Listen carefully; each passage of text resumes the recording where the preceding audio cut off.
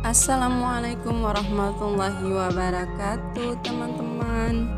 Jumpa lagi dengan saya Ika Ardianti Kaimen. Masih dengan tutor Dr. Randus Abdullah Pati MSc. Nah, dalam podcast kali ini saya akan membahas tentang anti korupsi. Pertama, mari kita lihat bersama pengertian dari korupsi. Apa itu korupsi? Menurut KBBI, korupsi adalah huruf palsu suap atau penyuapan atau kata lainnya pemalsuan. Sedangkan pada The Lexicon Webster Dictionary, korupsi artinya tidak bermoral, tidak jujur, dan menyimpang dari kesucian. Nah, kemudian menurut Robert Klitgaard, korupsi adalah diskresi atau monopoli tanpa adanya akuntabilitas. Nah, korupsi bisa terjadi karena adanya dua faktor, ada niat dan ada kesempatan. Nah, bagaimana kalau hal itu sudah terjadi?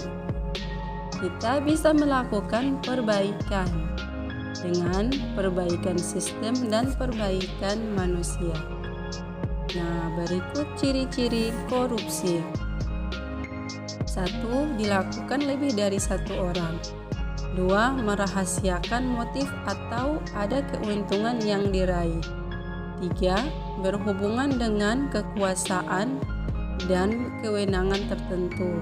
Yang keempat, berlindung di balik pembenaran hukum. Yang kelima, melanggar kaidah kejujuran dan norma hukum.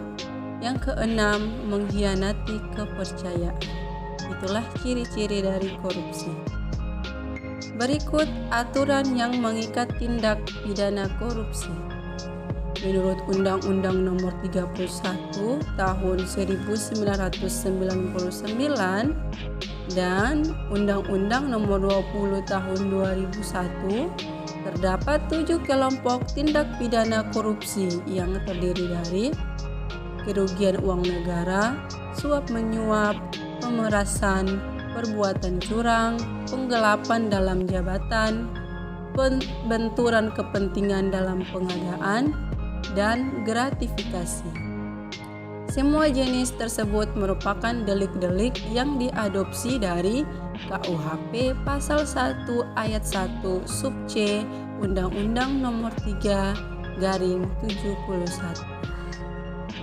Nah, kemudian korupsi terjadi ada penyebabnya teman-teman.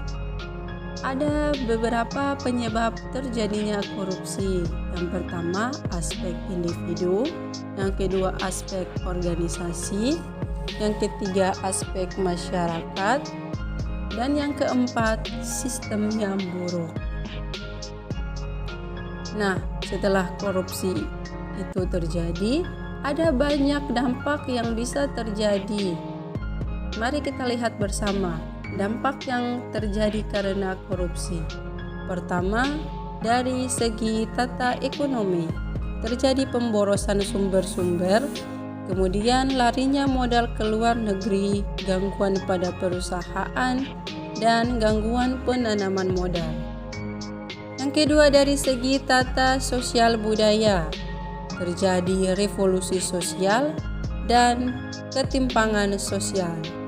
Yang ketiga, dari segi tata politik, terjadi ketidakstabilan politik sampai hilangnya kewibawaan pemerintah.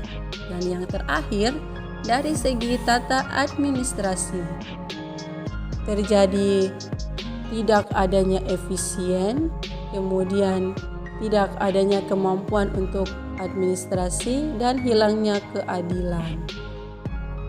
Nah, teman-teman, itulah tadi penjelasan singkat saya tentang korupsi.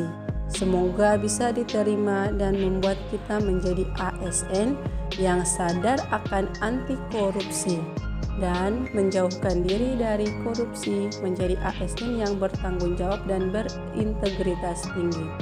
Oke, say no to korupsi.